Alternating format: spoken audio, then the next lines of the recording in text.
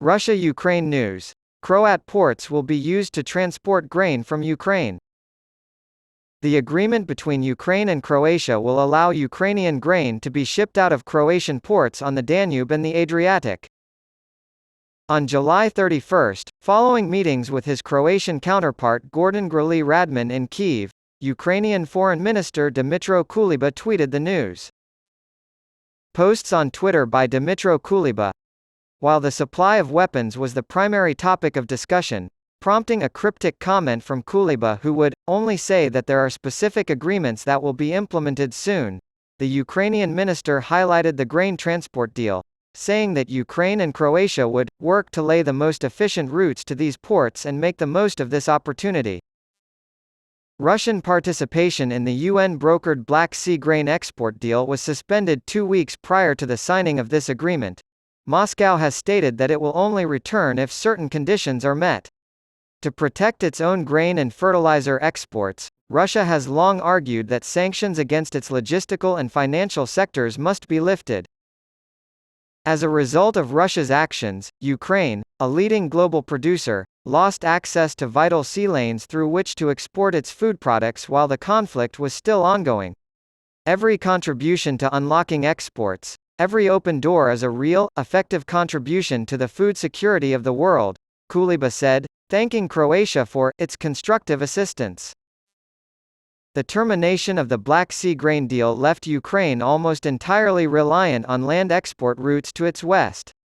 As a result, the EU's eastern member states had an even harder time dealing with the domestic market flooding that had already caused widespread anger among their farmers.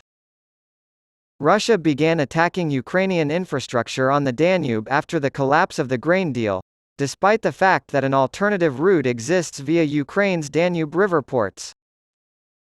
Leaders of countries heavily reliant on food imports, such as those on the African continent, are concerned about the subsequent rise in the global price of grain. According to Azali Assoumani, chair of the African Union, Putin demonstrated that he is ready to help us in the field of grain supply, which was important, but it may not be quite enough, in his closing address at the Russia-Africa Summit in St. Petersburg on July 28. A truce must be reached immediately.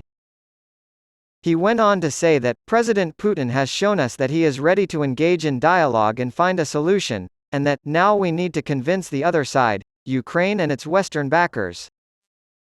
Putin had previously told the assembled African leaders that Kyiv was the one refusing negotiations because it failed to account for new realities on the ground, namely Russia's annexation of 4 Ukrainian regions, including significant ethnic Russian communities, following referendums last September.